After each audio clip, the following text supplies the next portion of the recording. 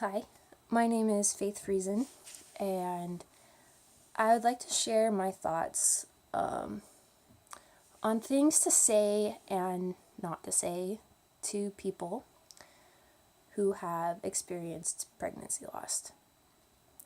This month, as some of you guys may or may not know, is Pregnancy and Infant Awareness Month, and the 15th is the specific day to recognize that. And I'm specifically going to focus on pregnancy loss because I haven't experienced an infant loss, but I have experienced 2 pregnancy losses, and both were in the past year.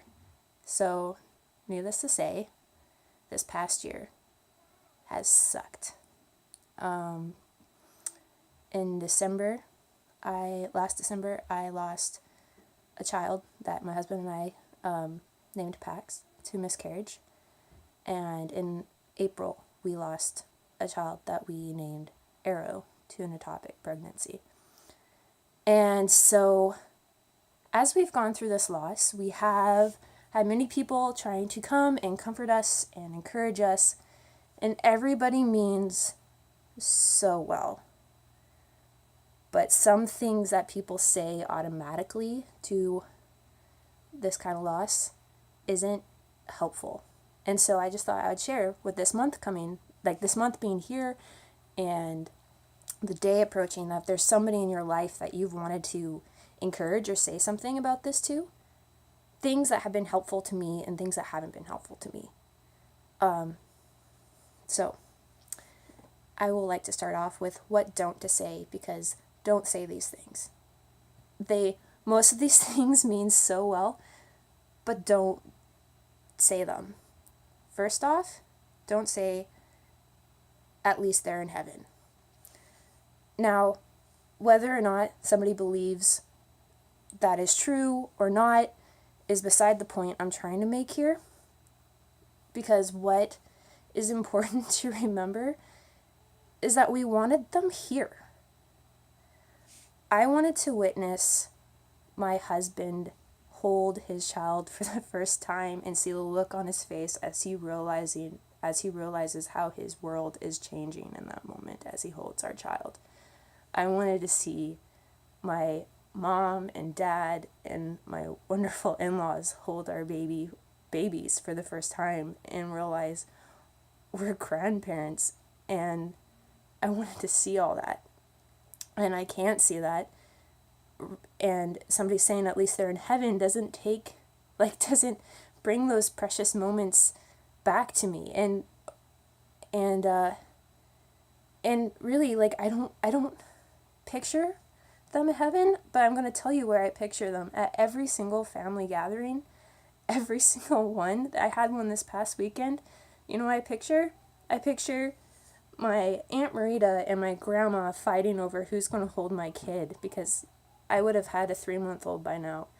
I picture I picture people taking pictures of him. I'm like, okay, where would he be in this room full of people? Who would be making the funny faces at him? Those images don't go away. Everywhere I go, I picture, where's my child? Where'd my child be? And so you might be meaning well when you say that they're in heaven, and that is a comforting thought to some people. But you know what? Just let us grieve that they're not here. Let us grieve that those moments that we're picturing, that we're wishing were happening, let us picture that, and don't take that grief away from us, please. Second, that there is a reason. Sometimes thinking that there's a reason makes it hurt more. I don't want a reason that my kids are not with me anymore. I want my kids. I don't want a reason. And it never makes sense for a parent to lose a child. It never makes sense. So I'm just going to say, let it not make sense.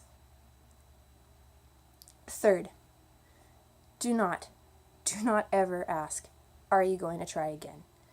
Do not ask this question. Only the grieving parents should be the ones allowed to bring up future children. Because the moment you ask this question is the moment that kind of makes me think that you're ready to move on from the kid that I just lost. And I'm not.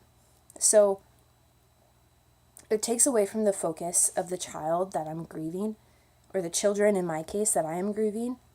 And just because that they weren't born doesn't make them less real. So please let them be real. Let us bring up future children. Again, all those things mean well, but to a grieving parent, they mean something different. Now, here's the things that have said that have been the most meaningful to me. A friend came up to me once and said, I'm thinking about you because I remembered that this weekend was when Pax would have been born. That showed me that I wasn't alone in remembering Pax, and that Pax was important enough for someone else to remember that. And so I just bring up whatever you remember. If you know what they would have named the kid, say the name. So for me, you would say Pax, you would say Arrow. Mention how old they would be. Mention whatever you remember, share. Because that's what you would do if somebody who had been born and lived, that's what you would have done for a death like that.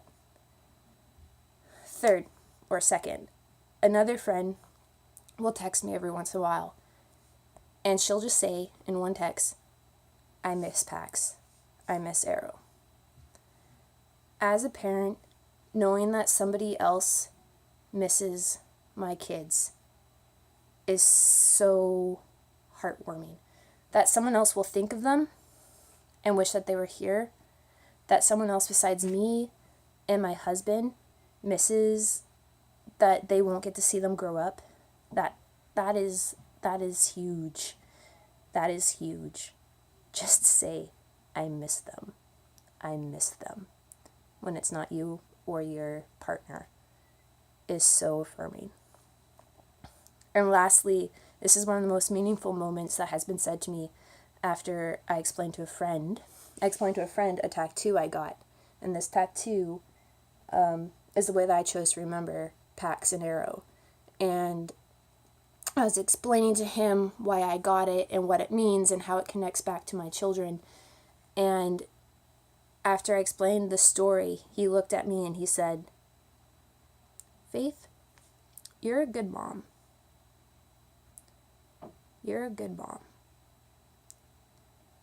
He didn't say you would have been a good mom. He didn't say you were a good mom.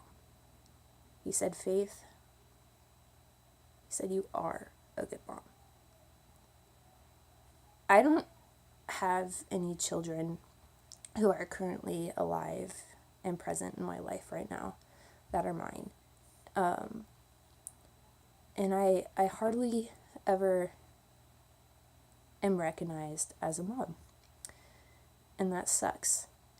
It sucks because I am a mom. It sucks because I love my children fiercely, more than anything. It sucks because the moment the doctor said that our pregnancies looked doubtful, I chose hope for my kids, and I chose to never stop believing that they would be okay, and I chose to never stop fighting for them until those moments where the doctors said, I'm sorry, but this pregnancy has been lost.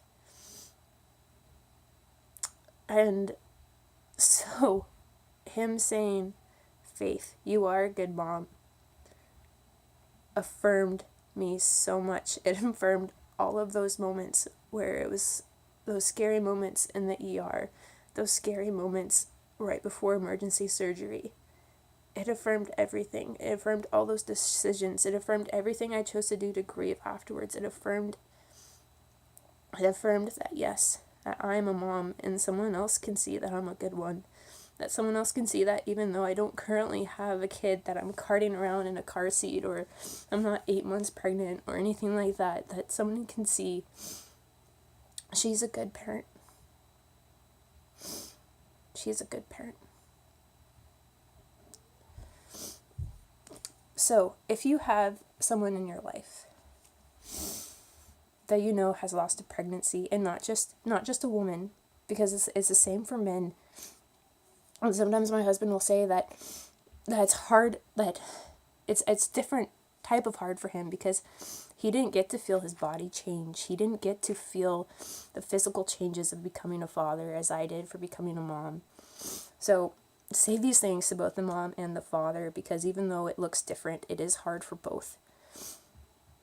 And so say these things, and it doesn't matter how much you know or you don't know. Say something like this to someone this month,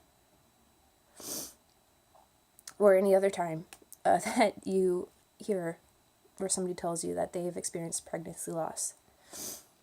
Say, I'm thinking of you, and I'm remembering your child, and say their name if you know their name. Say, I miss them, and I wish they were here. And finally, tell them that they're a good parent. Thank you for listening.